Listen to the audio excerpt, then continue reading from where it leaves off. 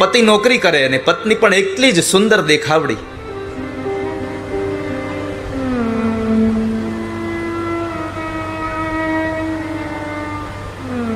નાની એવી નોકરી કરે ને બેયનો એ માંડ કરીને પોતાનો પરિવાર ચાલે છે. સવારમાં ટિફિન લઈને નોકરીએ જાય અને સાંજે આવ્યા પછી બંને જણાઓ પોતાના રૂમની અંદર બેસીને એ એકબીજાઓ વાતો કરતા હોય, સાથે પ્રેમની વાતો, ખુશખુશાલ જિંદગી જીવે છે. એમાં એક વખતના સમયે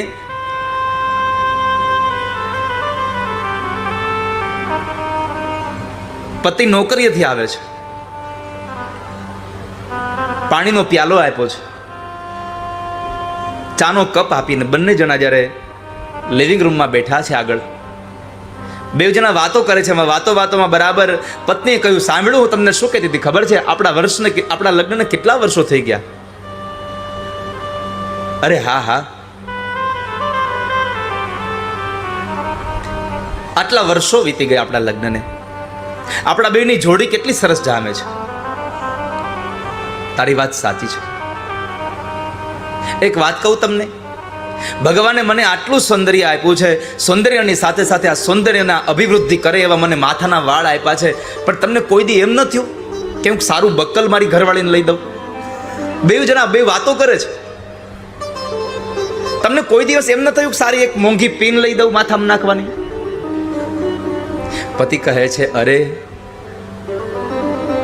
તારી વાત સાચી છે, પણ પગાર એટલો ઓછો છે કે આપણા બેવનું પરિવાર માંડ ચાલે છે. તને ખબર છે, હમણાં તો એટલી બધી મારે હાથમાં તાણ આવી છે કે તને ખબર હોય તો પેલી મારી મને મનગમતી એક ઘડિયાળ, હા અરે એનો પટ્ટો તૂટી ગયો છે, પણ એ પટ્ટો નખાવવા માટેના બેલ્ટ નખાવવાના પૈસા નથી ને હમણાં, તો હું ઘડિયાળ પણ નથી પહેરતો, પણ હું તને લઈ દઈશ ક્યારેક. એટલે પત્ની હસીને કહ્યું, અરે પણ આમાં આટલા બધા ઉદાસ કેમ થઈ ગયા? હું તો ખાલી તમને વાત કરું છું, તમારો પ્રેમ છે બધું આવી ગયું મારા માટે.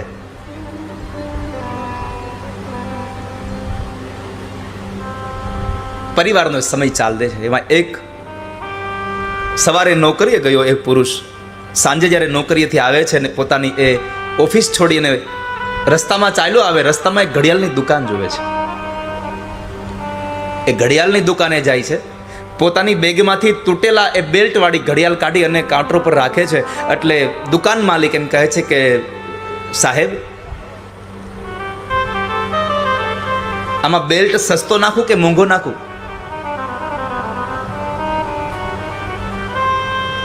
એટલે યુવાને પુરુષ એટલું કહ્યું કે શેઠ, મારે બેલ્ટ નથી નાખવું, તો મારે આ ઘડિયાળ વેચી દેવી છે, મારે આ ઘડિયાળ વેચવી છે, કેટલા પૈસા આવશે? એટલે દુકાન માલિકે ઘડિયાળને જોઈ અને એને તપાસ કરીને કીધું કે ભાઈ તારા આટલા પૈસા આવશે ના, કઈ વાંધો નહીં, આપી દો ને મને. કારણ કે પોતાની પાસે પટ્ટો નખાવા માટેના પૈસા નહોતા. ઘડિયાળ વેચી પૈસા લઈને નીકળી જાય છે. ઘરે જાય છે, માર્ગમાં બરાબર એક નોવેલ્ટી સ્ટોર દેખાયો અને ત્યાં એ દુકાનમાં જઈ અને પોતાની પત્ની માટે અતિશય આનંદમાં એક સુંદર મજાની માથાની પિન લીધી છે, મોંઘી પિન લીધી. જે ઘડિયાળ પોતાને અતિશય ગમતી હતી એ ઘડિયાળ વેચી એના પૈસામાંથી પોતાની પત્નીને રાજી કરવા માટે પોતે માથાના નાખવાની પિન લઈને જાય છે. હરખાતો મારી પત્ની રાજી થઈ જશે. ઘરે જાય છે, સાંજનો સમય થયો, દરવાજામાં નોક લાગ્યો એટલે પત્ની ઓળખી ગઈ કે અમારા ઘરવાળા આવી ગયા. એકદમ હરખાતી પોતે પણ જાય છે, દરવાજો ખોલે છે. દરવાજો ખોલતાની સાથે જ પતિની આંખો ફાટી ગઈ. એ આટલું બોલીને પતિનું મોઢું પણ ખુલ્લું રહી ગયું, આંખ પણ ચોટી ગઈ. એક ડગલું આગળ ન ભરી શક્યો. એક ક્ષણના વિરામ પછી પત્ની બોલી છે, શું જોવો છો મારી સામે? ઘરમાં આવો. આ શું કર્યું તે? કેમ? હું તારા માટે માથાની આ પિન લઈને આવ્યો છું. તો કહે છે તમારો પગાર ઓછો હતો, તમને મનગમતી ઘડિયાળ માટે તમને એ પટ્ટો તૂટી ગયો તો તમે એને બેલ્ટ નાખી નહોતા શકતા, અને એ ઘડિયાળ તમે બેગમાં લઈને જતા હતા. એટલે મને વિચાર આવ્યો કે મારા વાળ તો કાલ સવારે મોટા થઈ જશે પાછા, મેં મારા માથાના વાળ કાપી વેચીને તમારા માટે ઘડિયાળનું બેલ્ટ લઈ આવી છું. પ્રેમમાં વાલા ભક્તો કેટલું મળે છે ને, એ મહત્વ નથી હોતું. પ્રેમમાં તમે કેટલું આપી શકો છો એ મહત્વનું હોય છે. પતિએ પોતાના મનગમતી ઘડિયાળ વેચીને આવે છે અને પત્ની પોતાના પતિ માટે થઈને પોતાના માથાના વાળ કાપીને વેચી અને પોતાના પતિ માટે ઘડિયાળનો બેલ્ટ લઈ આવે છે. ગોપીઓ કહે છે, પ્રભુ અમે તમારા છીએ, તમે જેમ કહેશો તેમ કરીશું. આવી જાવ ને, શું કામ હેરાન કરો છો? તમે જતા રહ્યો છો, અમે દુઃખી થઈએ છીએ. તમારું આ વર્તન અમને હેરાન કરે છે, પણ અમે કોઈને કહી નથી શકતા. કૃષ્ણ અમને દુઃખી કરે છે. કેમ? જુલ્મો સિતમ ને તારા. આ મધ્યરાત્રિએ અંધારાની અંદર તમે તમારા ઉઘાડા પગે આ જંગલમાં વિચરો છો, તો જંગલના કાંટા અને કાકરા શું તમને યાતના નથી આપતા? યતે સુજાત ચરણાંબુરુહં સ્તનેષુ ભીતાશને પ્રિયદધે મહિક નાટવી મટસી તદ વ્યથતે ન કિં સ્વી કૂર્પાદિભીર ભ્રમતિધીર ભવદાયુષાન્નમ. પ્રભુ, અમે તમને પ્રાર્થના કરીએ છીએ. ગોપીઓ રડે છે, આપણને થાય રડે છે શું કામે? આ ગોપીઓનું રડવાનું શું કામ હતું? એક જ માત્ર કારણ હતું, કૃષ્ણ પાસેથી કાંઈ મેળવવા માટે નહોતું રડવાનું, કૃષ્ણને મેળવવા માટે રડવાનું હતું. કૃષ્ણ દર્શન લાલસા, ભગવાનના દર્શન માટે રડે છે. વાલા ભક્તો, આ સંસારમાં રડવું આવે ને તો પ્રભુ માટે રડજો. રડવાની ઈચ્છા થાય તો ઠાકોરજીના દર્શન માટે રડજો.